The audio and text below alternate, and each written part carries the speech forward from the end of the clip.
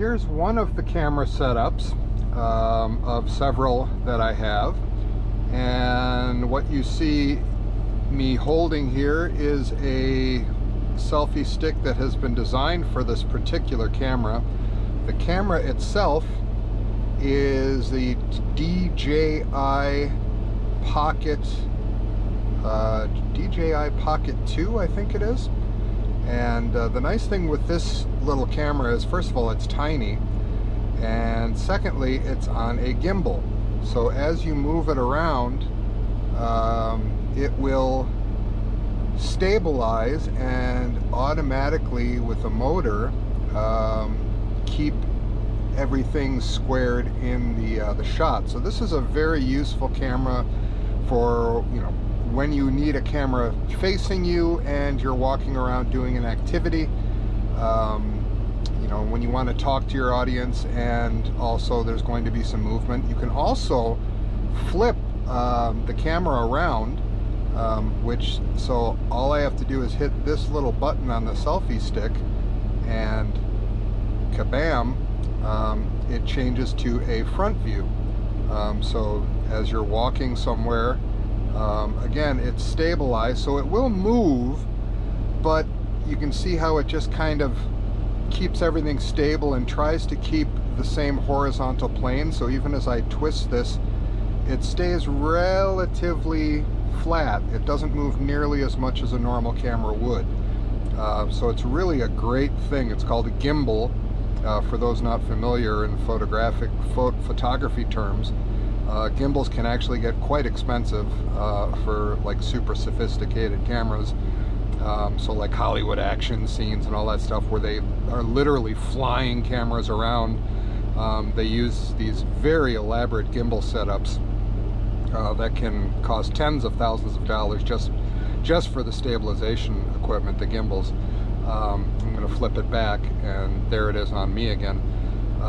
So very useful camera, very nice setup. You see I've got my iPhone you know, set up here as a monitor, and I can hit record. I can do all of the controls essentially from the selfie stick, which is really, really nice.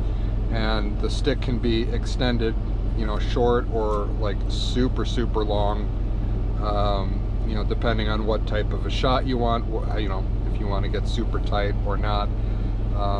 Very useful camera to have. So that's one of the cameras in my little arsenal. So I also forgot to mention that one of the other things that I'm using with this setup, you can see it plugged in over here, is a Rode lavalier microphone. Rode is a wonderful company. They make really nice stuff that isn't crazy expensive. And this little lavalier mic, I think it was under $100, but it sounds fantastic, and it's connected by wire. I don't like doing all the wireless stuff, but it's basically, you know, a little clip, and very small, very light, and you can clip it anywhere near your head, and it picks up the sound really nicely, and it isolates all the the surrounding noise very nicely as well. So I wanted to mention the mic as well. All right, and our next camera, or my next camera I should say, that I use is this goofy little outfit that I'm wearing right now. Just a ball cap with a little GoPro attached onto the clip, so you can look like a complete dork walking around with a camera on your head.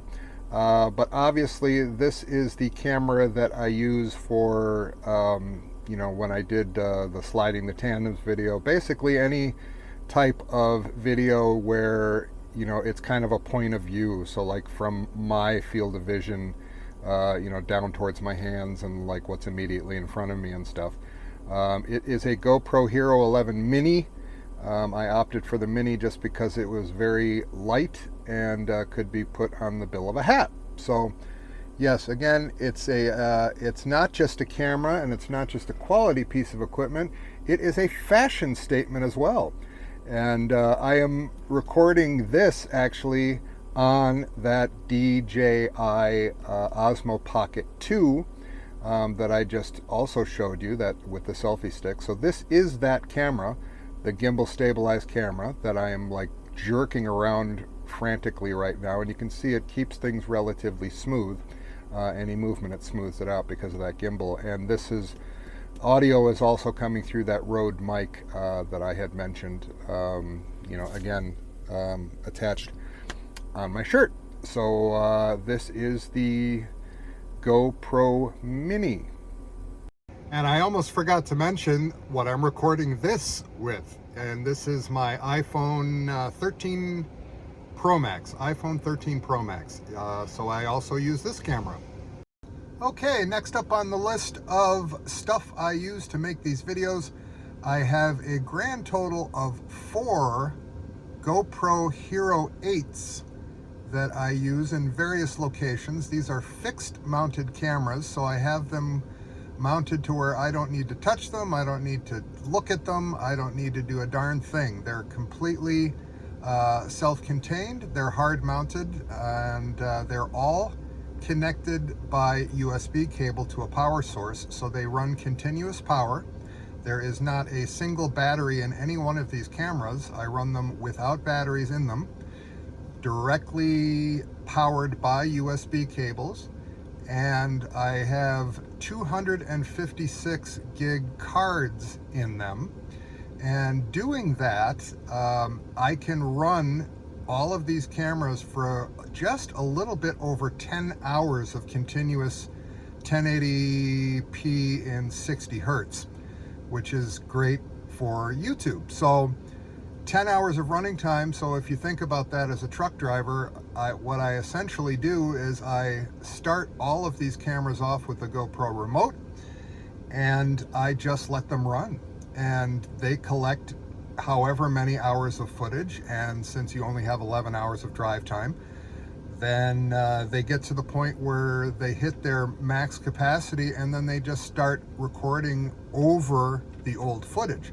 So that means I have them set up to record in a loop format, kind of like a dash cam. So what I do because of that is that if I know that I have footage on there that I actually want to keep, at some point when I do park and I'm pulled over and not driving anymore, I can stop the cameras and I can preserve whatever it is I want to preserve, and then restart the cameras and go on about my day. So I never have to think about the cameras, I never have to look at them, I never have to touch them, I never have to hit record, I have none of that. It's all completely automated. So let me show you where I put these cameras. So I also have GoPros mounted on the outside of the truck, actually, and here you can see on the outside of all Schneider trucks they have these cameras that also have night vision emitters on them. Those are part of the Schneider's safety system, where they shoot in an angle all the way down the side of the truck, so that if you ever have somebody, some sort of an accident or situation happen, that they have video of, if somebody claims that you merged into their lane and hit them or whatever, they have the video to know what actually happened if they moved into you or what have you. So, but on that mount, I used these GoPro Monster clips. I was going to hard mount it. I was going to actually drill a hole through that metal mount and put a bolted mount on there, but just for the heck of it, I tried these grips that I have that I've used in other situations with cameras before. I didn't think they would necessarily hold strong enough, even though they are pretty strong, but I didn't see on that arm a good way to mount them, and all of a sudden I just found the sweet spot for them, and once they're clamped on, they don't budge. So I'm very happy about that. I didn't have to do any modification at all to the truck. They simply squeeze on, and the cameras have the typical GoPro sliding mount, so I don't ever have to even take those clips off or those grabbers off. I just slide the cameras off when I want to take them off. And you can see I put them in the protective cases for underwater photography, and GoPros are waterproof, but on the outside of a truck doing whatever 60-70 miles per hour, I figured they'd need a little bit of protection. So what I did was put them in these dive cases. The problem with dive cases are that they have no hole in them for the USB.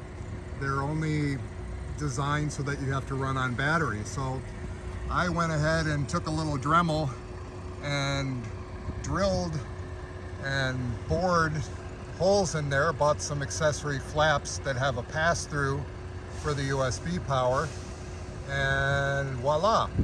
So I've got them mounted out there. Usually I put a little bit of, I forget what they call this stuff. It's like a putty, a removable putty that I put over that if I'm in really rainy situations where they really need to be watertight. And then I ran the cable along the same exact path that the existing security cameras on the truck ran, going through the firewall of the truck.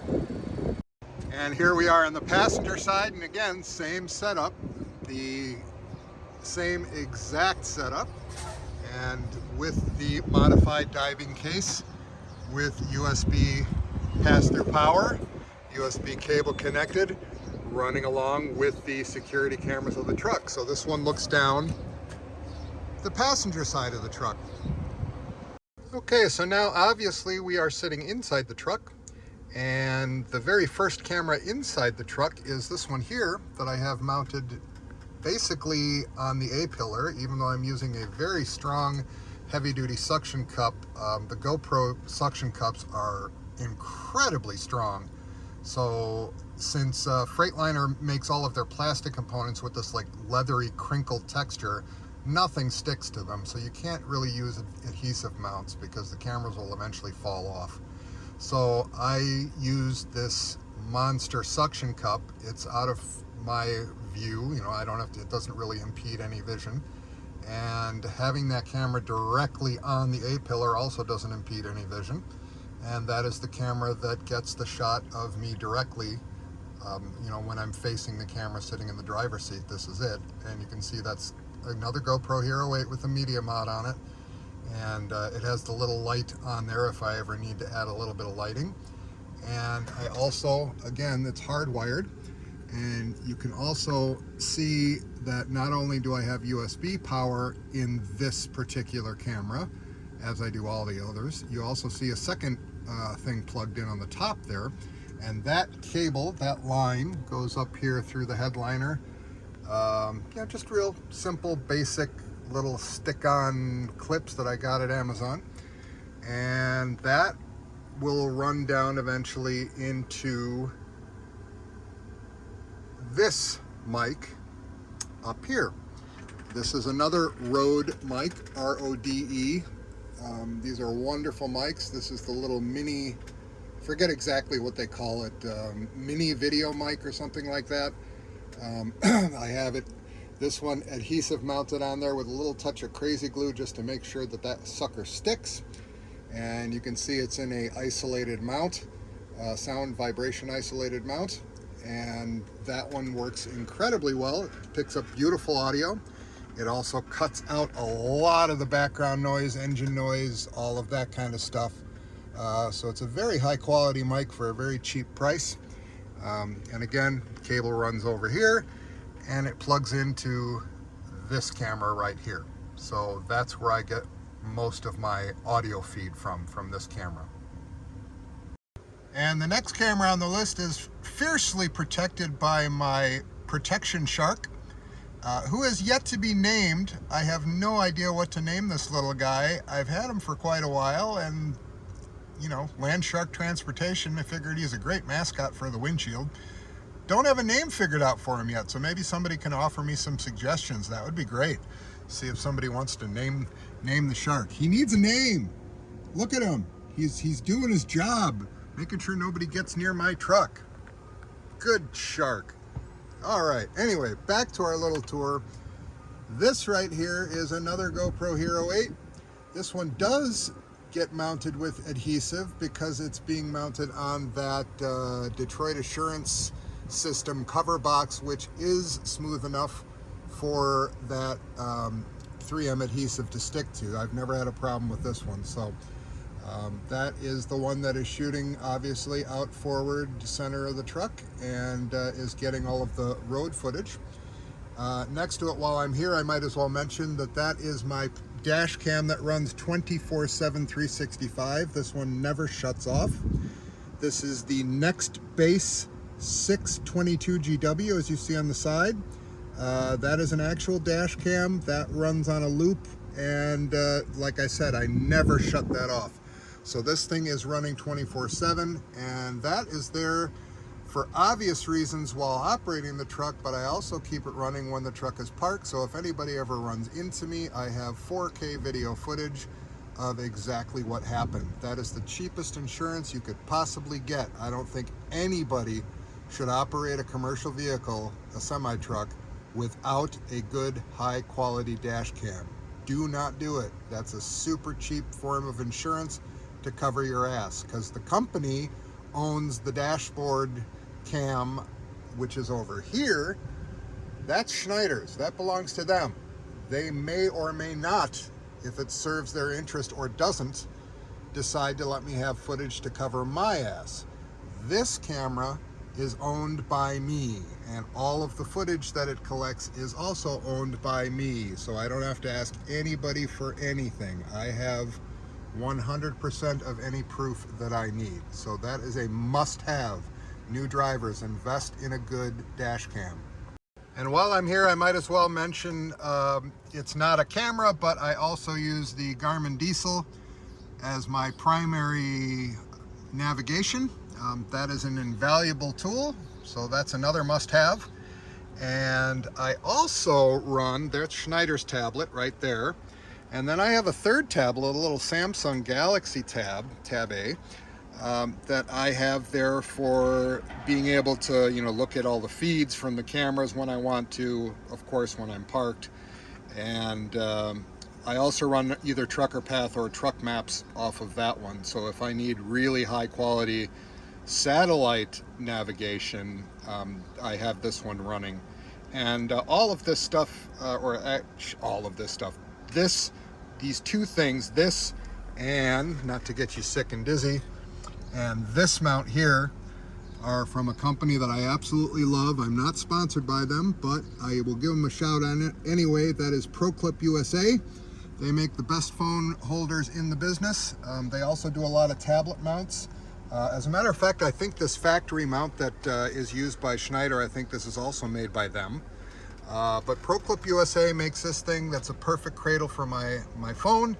It sits right there on the A-pillar. It's out of any blockage of view, and it's a perfect place for that phone to sit. And I got my headset slung over it, so if I have a call, I can just grab that, and of course not do it while I'm driving. Schneider doesn't like that, so I generally never use that when I'm driving.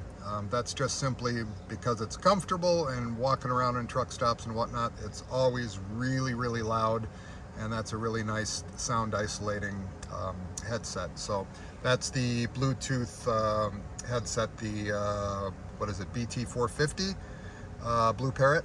So, and that's been bulletproof. I've had that for a long time, and it's operated flawlessly. So, and then I have the Uniden CB Bearcat 880 with the extension speaker on it, so I can hear, and unfortunately the only thing you hear on CBs anymore is a bunch of gibberish, but every now and then it does come in handy for traffic stuff. And of course I got the mounted on the outside screw. Most people usually put it on this screw, but I find that because of my height it gets too close to my face, and if it starts bouncing around, I don't like having that stuff, the microphone, flying towards my head. So I mount it over there, and I've got super long arms, so I can just reach out and grab it, and works perfectly well for me. But now, for the last camera, I'm afraid I did lie to you unintentionally. I said I had 4 GoPro Hero 8s. I actually have 5, so my bad. And the 5th one is mounted right here. Now this one is for the kind of the shotgun view of if you were sitting in the passenger seat driving alongside of me. And this mounting arm is made by a company that I can't for the life of me remember. I think it's Trackform. I think that's right. If not, I'll correct it with some text on the video. But I think it's a company called Trackform. They're out of Addison, Illinois. So in the Chicago metro area, they make amazing, super high quality mounts. They're not cheap, but this thing clamps onto this security grab handle, and it is absolutely strong as hell. And so that is camera number 5. That is the one that gives you the shotgun view. So the other ProClip USA mount is the tablet mount, and that mount fits into the hole that is in that dash to hold, you know, usually it has this storage cup in there, for those that are familiar, and that storage cup is good for basically like sunglasses, maybe cigarettes, something like that. I never needed it for any storage use, so I don't mind giving it up for this mount because it puts it at a really nice place and a really nice angle for use as a driver. And if you take off the fuse panel box, you can get back inside of there. I don't know if I'm not going to be able to get the camera all the way in there, but essentially through here you can hold the back side of this. There's a steel clamp, and there's screws that make that clamp just kind of clamp on the inside and hold that thing in place super strong, so that thing ain't gonna budge. And the best part is it doesn't alter the truck in any way. You just unscrew it, take it out, put the cup back in, and everything's back to factory original. Okay, as I keep mentioning, the cameras are running on constant USB power, and the way that happens is through this little guy that I found on Amazon, I believe. This little Anchor power supply block. It is not a hub. It is strictly a power supply for USB connections. And a little on-off switch on the front. You can see the AC line, you know, the general household voltage line running out the front, and all of the plugs on the back for USB, and I still have a few slots open. But all of those power cables and whatnot are running in this little bundled fun, going down into the pit of where the dashboard and windshield meet up. And the AC line will come all the way down here, and it plugs in right there to an AC electric line that I also routed through the truck. And thankfully this Freightliner is one that doesn't have a windshield leak, at least not yet. So I know it's dry, so it's safe to leave there. And so I have AC power in the front, and I have routed that inside the gasket. And it just goes up the A-pillar all the way around inside that rubber gasket. And it's nice and neat, tucked in back there. So it's underneath this thing, which I'm not gonna get because I have no fingernails. But it's routed all the way down, and you can see it coming out you can just barely see it all the way there on the bottom, at the bottom of the grab handle. It comes out of the weather stripping there. And then if I swing around this way, you can see I've jumbled the excess down there, and then it runs underneath the floor mat of the truck, and then it runs up wedged in here, and then it goes underneath the bunk, and it goes and plugs directly into the inverter, which is in the side box on the driver's side, which is underneath the bunk. So continuing on, like I said, that power cord runs into the side box. I now have the bunk obviously lifted, and there you can see the driver's side box. I've got a whole slew of tools in there. I know it's dark, it's hard to see, but trust me, there's tons of tools in there.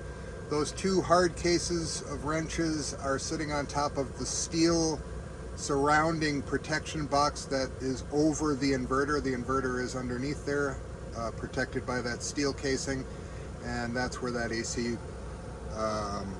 cord plugs into, just because it's a convenient outlet on this side of the truck. And as we swing around, you can see the SPAR bunk heater in all of its glory. That thing is a brilliant piece of equipment for the winter when it's super cold. You're very, very lucky to have that one in the truck when it's incredibly cold outside, because it keeps things toasty warm. The other thing I have in here right now is a camping toilet and the bags to use in said camping toilet. And I know maybe for some people that's TMI, but trust me, if you're new on this journey in trucking, that is something you might want to consider getting, because most of the experienced drivers will tell you there will come a time where you are in a spot where you have no access to do number 2. And you need to have some options available, and one of them is to go out in nature and take a dump by a tree, which I prefer not to do. I like to be a little bit more comfortable. So camping toilet it is, and they work amazingly well. This one is by Clean Waste. You can find them on Amazon along with the refill bags. They're pricey, but they are well worth it. If you need that thing in a jam, believe me, you are glad to have it. And moving on, the other side box is filled with my triangles, of course, in that red box. I have an airline there that works off the glad hands, so I can hook that onto the red airline with the truck running, and I have a free air compressor in the truck. And while connected to that red airline, I have an air chuck on the end of that greenish yellow hose that I can use to fill my tires.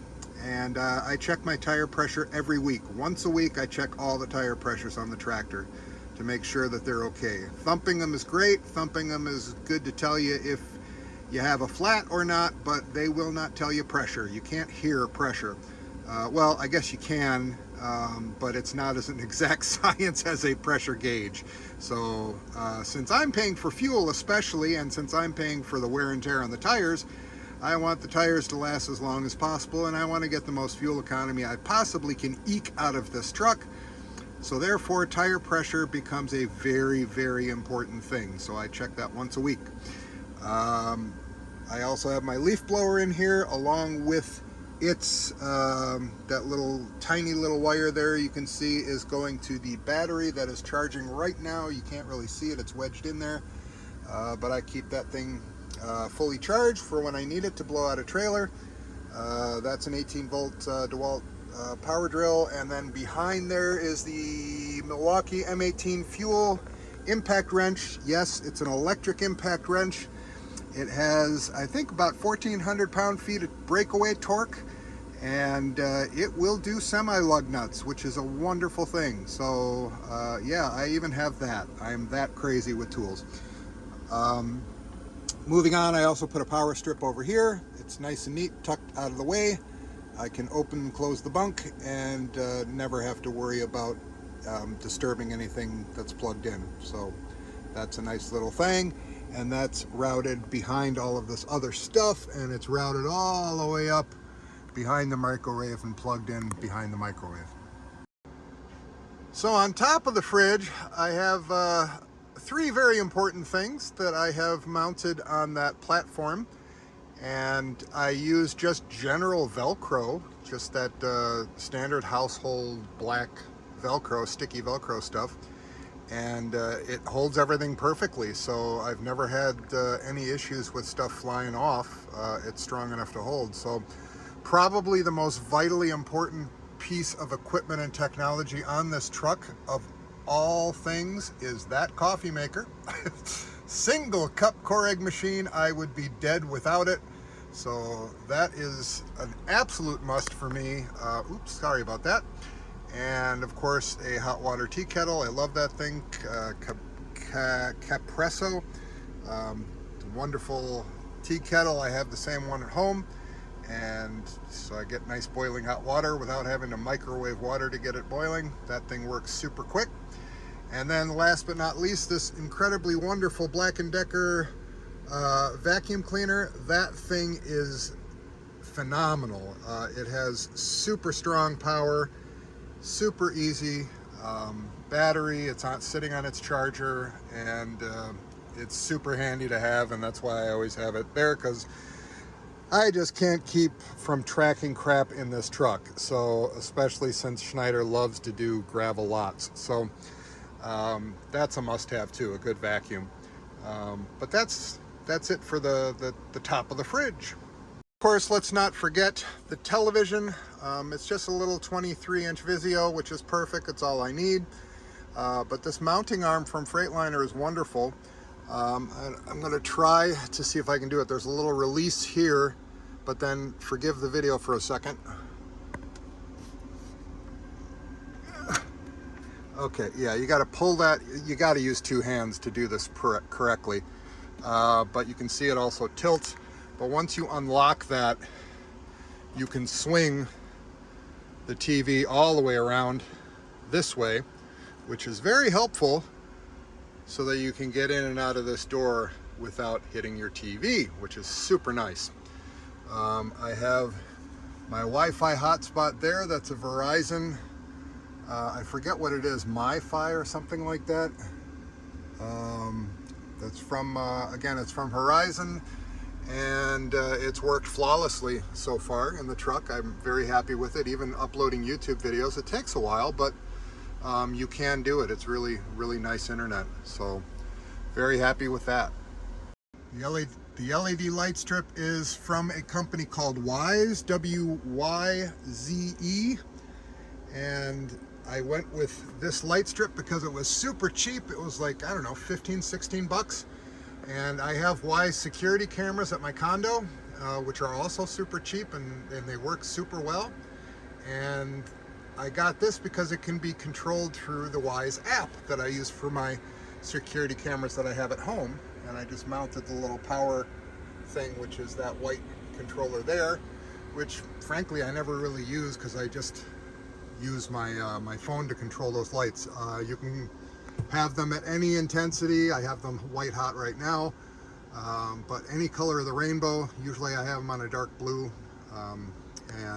yeah, so that's really nice to add a little bit of lighting into this back area of the sleeper berth, because they are generally pretty dark. That's the one area where Freightliner didn't really provide enough lighting, in my opinion. We have the Freightliner factory fridge itself, which is an infernal pain in the ass. Let me clarify that. So the fridge itself is nice, but I have had several Freightliners so far, and every single one of them that has had a factory fridge has done the same thing. You start driving and the locking mechanism isn't strong enough to hold the damn door, and the door comes flying open as you're driving and all your shit's everywhere. So I don't know what it is that Freightliner is capable of designing these trucks that have so much technology in them and so many remarkable things that they can do. I mean, I said it before, they're technological marvels, but they can't design a refrigerator door that stays freaking shut when you're driving. It drives me up a wall. So I have a bungee that I fix into the, I don't know if you can see that, but there's a vent louver spot back there that I hook this sucker into, and then I hook the other side of it onto the strong mounted seat belt. There's a steel bracket that holds that seat belt buckle, and I've just got it hooked onto that so that I can make sure that that stupid door stays shut when I'm driving. So it is a very nice fridge. It's got all kinds of room. It's got a freezer in it too, back in there. You know, again, the fridge itself, very, very nice, but the fact that the door will fly open on you and there's no way to keep it closed. And again, it's not an isolated incident. I think I've had a grand total of like 5 Freightliners, and all of them have had the exact same issue. So I don't know what that's all about, Freightliner, but that sucks. But anyway, that's kind of a tour, the nickel tour. Up top, I use a lot of these little cheap storage bins from Home Depot that hold a lot of stuff, and they don't slide around. They stay up there. You know, I took the mattress out because I want it for storage. And yeah, that's about it. So that is my 2022 Cascadia.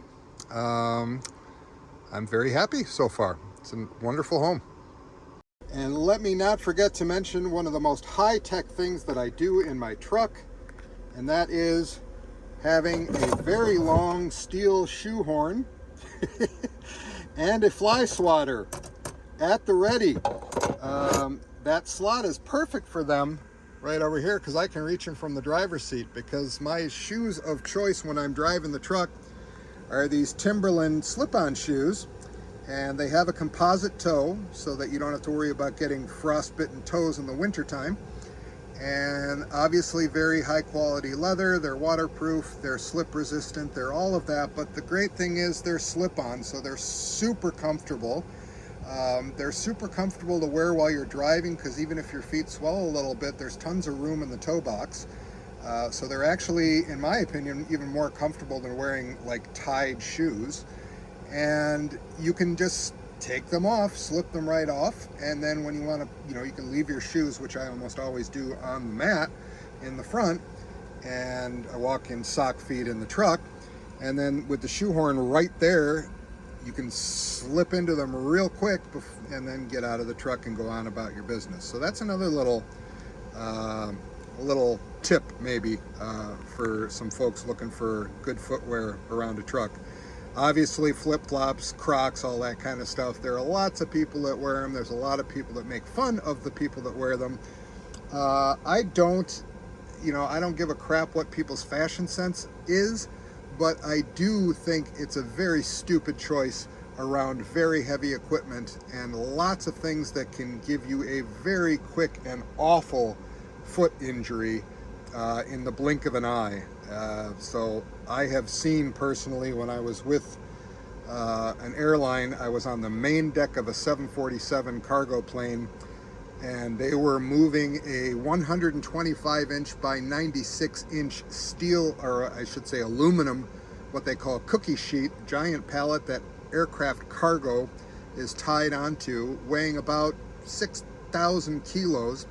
And it rolled over onto a guy's foot, and he lost all of his toes in one click of a clamp butterfly lock that came down on his toes. Just that quick. Wasn't expecting it when he left that day to go to work, and now he has no toes on one of his feet. So I was there, I witnessed it, and I was one of the people taking care of him before the ambulance got there. And it was gruesome and horrific. And after that, I learned my lesson. I will never be around heavy equipment without composite toe or steel-toed footwear, ever. And finally, the one thing I forgot to do is probably the most important thing, is that I want to say thank you to Rudy. And Rudy is one of my subscribers and followers. And not only do I appreciate your support of the channel and appreciate your messages, I also greatly appreciate your suggestion to do another video updating what my current setup is, because I had done one a long time ago when I was with GP Transco. I did one a long time ago when I was with Schneider the first time as a company driver, but some things have changed. So he suggested, hey, why not do a current one, and I thought it was a great idea, so that's why I'm doing this. So Rudy, thank you so much, and appreciate your support, and I appreciate your suggestion. Thank you. So I think that about wraps it up, and thanks for watching my little tour. So there you have it, my little truck tour and technology tour, and hope some of that might be useful for some of you other drivers. Just some ideas for what you can do as far as setting up your truck, and specifically for setting it up for YouTube. Yes, it is a lot of money. I have a lot of cash rolled up into all of this equipment, but it's a hobby for me. I absolutely love it. I'm a photography and technology geek, so that's where I waste my money. I don't go to bars, I don't go to strip clubs, I don't do any of that stuff. I don't blow my money the way a lot of other people do, but I do blow it on technology. So, oh well, we all have our vices, right? So anyway, thanks for sticking around. Thanks for joining me, and more soon. See ya. Another quick shout out. I just got a message from my sister, and she gave me some really terrific news. a very, very good guy, one of the nicest people on planet Earth. Gary Kretschmer, I understand you've been watching a couple of my videos, so how cool is that? Gary is, like I said, one of the greatest guys you could ever know. Super nice human being and a tremendously talented horn player. And for those of you who don't know, I am also a sound engineer. And I had, before COVID hit and put me out of business, I had my own sound company, and I did a lot of work with professional sound all around the north side of Chicago and into Chicago, and doing a lot of sound for local bands, and was the sound engineer at a music venue, among other things. So Gary is one of those core group of sought after musicians. Horn players are always sought after, but especially guys like Gary, who are not only tremendous musicians but just wonderful human beings that people like to be around and make music with. And Gary, we had so many shows where you and I worked together, and got to know you a little bit. And you're a gem. And Gary has he's had some challenges recently, and I understand that you're home now, and I couldn't be more thrilled. I hope you're feeling a lot better, and I hope you're up to full speed again very, very soon. And I just want you to know people are thinking about you. People really do care about you, and I love you, buddy. Feel better, and keep getting stronger, and great to hear some good news. So shout out to you, Gary Kretschmer.